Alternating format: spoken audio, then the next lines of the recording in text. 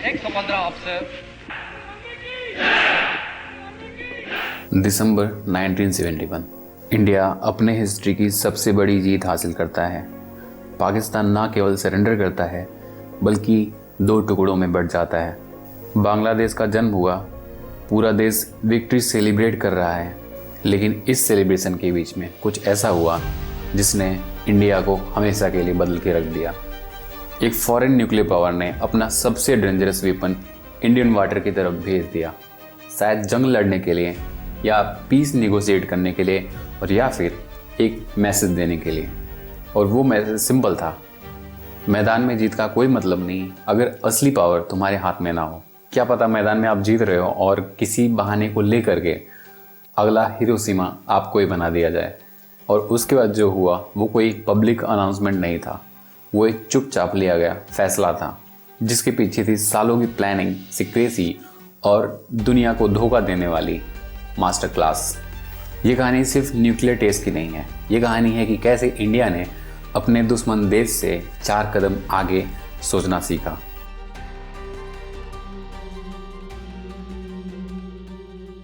India ने bomb test क्यों किया, अगर ये समझना है तो जमीन को नहीं समुंदर को देखो। दिसंबर 1971 जब इंडिया पाकिस्तान को हरा करके बांग्लादेश को आज़ाद कर रहा था, US president Richard Nixon India को रोकना चाहते थे, लेकिन उन्होंने डिप्लोमेट्स नहीं भेजे, उन्होंने भेजा इसे। ये है यूएसएस इंटरप्राइज। उस वक्त दुनिया का सबसे बड़ा worship, nuclear powered, nuclear air strike करने की ताकत रखने वाला।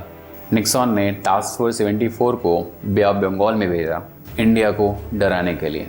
इमेजिन करिए कि आप एक प्राइम मिनिस्टर हैं और आप एक वॉर जीत रहे हैं, लेकिन अचानक से आपके कॉस्ट पर कोई न्यूक्लियर आर्म्ड सुपर पावर आके खड़ा हो जाता है। इंडिया उस टाइम पे केवल इसलिए बचा क्योंकि सोवियत ने अपनी न्यूक्लियर आर्म्ड सबमरीन्स भेज दी अमेरिकन को रोकने के लिए, लेकिन जो साइकोलॉजिकल डैमेज होना था वो हो चुका था। इंदिरा गांधी ने उस दिन एक बहुत कड़वा सच सीखा, अगर तुम्हारे पास बॉम्ब नहीं है तो तुम केवल एक विक्टिम हो जो कि अपनी बारी का वेट कर रहा है।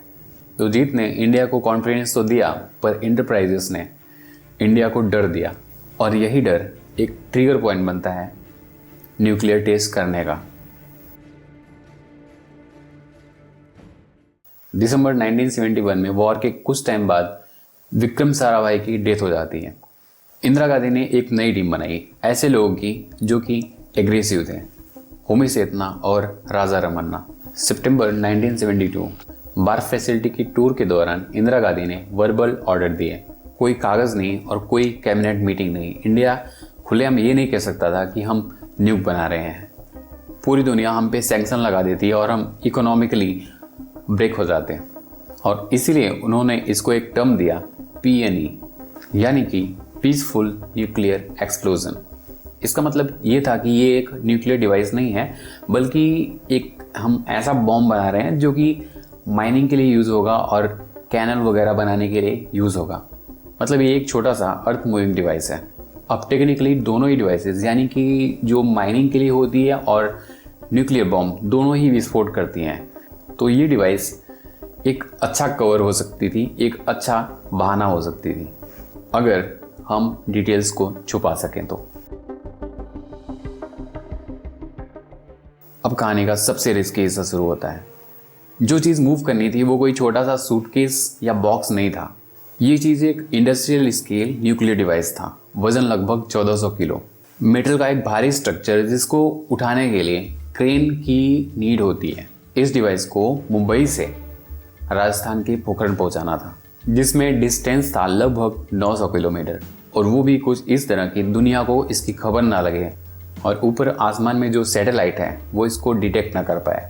इस पूरे क्रिएशन के बारे में केवल 75 लोग जानते थे, और उसमें से भी एक आदमी को पूरी जानकारी नहीं दी गई थी। यानी कि जो साइंटिस्ट लेंसेज बना रहा था उसको ये नहीं पता था कि प्लूटोनियम किसके पास है। जो इलेक्ट्रॉनिक्स पे काम कर रहा था उसको ये नहीं पता था कि फाइनल असेंबली कहाँ होनी है। अगर कोई पकड़ा भी जाता तो वो पूरी कहानी नहीं बता सकता था। अब सवाल था ट्रांसपोर्ट का। अब इसको नॉर्मल ट्रक में मूव नहीं कर सकते क्योंकि रास्ते में चेकिंग हो सकती थी। अब गवर्नमेंट बैक कर रही है तो चीज़ें आगे बढ़ तो सकती थी, लेकिन रिस्क था कि ज़्यादा से ज़्यादा लोग उसको जान जाएंगे और उसमें से कौन हमारे में से नहीं है बल्कि कोई और है, कोई स्पाई है, हम कह नहीं सकते। प्लेन्स यूज़ नहीं किए जा सकते थे। प्लेन्स रडार पे ईजिली डिटेक्ट किए जा सकते हैं और किसी भी इंटेलिजेंस एजेंसी को कोई अनयूजुअल ट्रैफिक, अनयूजुअल टाइम पे, अनयूजुअल जगह पे अगर मिलती है तो उनके लिए ये एक हिंट हो सकता है। और वो भी ऐसे टाइम पे जब दुनिया की सारी एजेंसीज इंडिया पर वॉच बना के रखी थी। उनको डाउट था कि इंडिया न्यूक्लियर टेस्ट कर भी सकता है और इसीलिए इंडिया ने ज़मीन तो चुना पर उन्होंने यूज़ किए आर्मी के ट्रक्स, रेलवे वैगन्स, अलग अलग रूट्स और अलग अलग डेट्स। डिवाइस के सारे पार्ट्स को कभी भी एक साथ मूव नहीं किया गया, सब चीज़ों को अलग अलग भेजा गया जैसे कि कोई अनरिलेटेड, कोई डिफरेंट सी मशीन हो। क्रेट्स पर प्लूटोनियम नहीं लिखा था, उस पर लिखा था एग्रीकल्चर का सामान या फिर कुआं खोदने की मशीन। अगर कोई पूछता तो जवाब सिंपल था, गवर्नमेंट इंफ्रास्ट्रक्चर प्रोजेक्ट। पोखरण पहुंचने के बाद भी चैलेंज खत्म नहीं हुआ था। टेस्ट के लिए ऐसी जगह चूज करनी थी जहां पर कि ब्लास्ट के बाद रेडिएशन पानी से ना मिल जाए, वरना अंडरग्राउंड वाटर जो है वो टॉक्सिक हो जाएगा और लोग उसको पीकर मरने लगेंगे। और इसीलिए साइंटिस्ट ने गांव गांव जा कर के ड्राई वेल्स आइडेंटिफाई किए, वो कुएं जहां पर सालों से पानी ना हो। इससे कंफर्म हुआ कि उस एरिया में नीचे पानी है ही नहीं।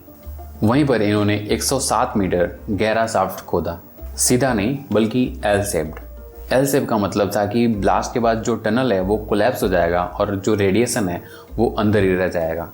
सारा काम केवल रात में होता था और दिन के टाइम पे सारा डिजर्ट खाली दिखता था, कोई फुटप्रिंट नहीं और कोई भी शैडो नहीं। रात को काम होता था और सुबह होने से पहले जो भी फुटप्रिंट्स होते थे उनको रेत से ढक दिया जाता था। ये एक सीक्रेसी नहीं थी, ये एक प्रॉपर कैलकुलेशन था क्योंकि ऊपर आसमान में सैटेलाइट्स चल रहे थे। उन निशान को भी देख करके वो चीज़ों को डिटेक्ट कर सकते थे। हालांकि इस ऑपरेशन में कुछ भी ड्रामेटिक चीज़ नहीं था, बस एक लंबी और साइलेंट डिसिप्लिन थी जहाँ पर हर एक आदमी जानता था कि एक छोटी सी मिस्टेक, एक छोटा सा एक्सपेरिमेंट नहीं कहलाएगा बल्कि ये पूरे कंट्री को एक्सपोज कर देगा। 18 मई 1974 टेस्ट का दिन। जो डिवाइस इन्होंने गड्ढे में उतारा वो कोई वॉरहेड मिसाइल जैसा स्लीक नहीं था, वो एक हेक्सागोनल भारी भरकम डब्बे जैसा था जिसका वजन 1400 किलो है और उसके अंदर 6 किलो प्लूटोनियम है। सुबह 8:05 पर बटन दबाया गया। कोई मशरूम क्लाउड नहीं दिखा बल्कि जमीन ऊपर उठी और एक रेत का बड़ा सा टीला आसमान की तरफ ऊपर उठा और फिर नीचे गिर गया जिससे कि एक बड़ा सा क्रेटर बना। झटका इतना तेज था कि रसिया और अमेरिका के सिस्मेसिक स्टेशन ने तुरंत पकड़ लिया। इंदिरा गांधी के लिए फ़ोन बजा। लाइन पर राजा रमन्ना थे। उन्होंने लीजेंडरी कोड फ्रेज का यूज़ किया और कहा, बुद्धा हैज़ स्माइल्ड। अब सोचिए कि शांति के प्रतीक गौतम बुद्ध के जन्मदिन पर इस डिवाइस को ब्लास्ट किया गया और नाम भी उन्हीं का दिया गया। इंडिया ने ग्लोबल मोनोपोली तोड़ दी थी। ऊपर से देखें तो 18 में एक बड़ी जीत थी। साइंटिस्ट खुश थे और प्राइम मिनिस्टर इनविजिबल फील कर रही थी। इंडिया अब न्यूक्लियर क्लब का मेंबर था, लेकिन दिल्ली के क्लासिफाइड कमरों में ये सेलिब्रेशन जल्द ही खत्म हो गया क्योंकि साइंटिस्ट एक डरावना सच जानते थे जो कि पब्लिक को नहीं पता था। स्माइलिंग बुद्धा जरूर एक जीत थी, लेकिन ये कोई वेपन नहीं था, वो एक साइंस एक्सपेरिमेंट था। डिवाइस का वजन 1400 किलो था, बहुत भारी, बहुत बड़ा, इतना बड़ा कि आप इसे किसी मिसाइल पे लगा नहीं सकते और किसी जेट से गिरा नहीं सकते। अगर जंग हो जाती है तो ये बॉम्ब रेगिस्तान में पड़ा एक पेपर वेट जैसा है और दुश्मन सब देख रहे थे। बॉर्डर के उस पार पाकिस्तान के प्राइम मिनिस्टर जुल्फिकार अली भुट्टो ने हार नहीं मानी थी। उन्होंने कसम खाई, उन्होंने कहा कि उनके लोग भले ही घास फूस खाएंगे पर वो एटम बम बना के रहेंगे। इंडिया ने मधुमक्खी के छत्ते पर पत्थर तो मार दिया था, पर अब मधुमक्खियों से बचना कैसे है इसका कोई प्लान नहीं था इंडिया के पास। इन्होंने ये तो प्रूव कर दिया कि ये ब्लास्ट कर सकते हैं, पर इनके पास कोई भी न्यूक्लियर डिटरेंस नहीं था। इंडिया अब एक टारगेट बन चुका था और पलट वार करने का कोई भी तरीका नहीं था। तो घड़ी अब रुकी नहीं थी, बल्कि वो अब और तेज़ी से चल रही थी।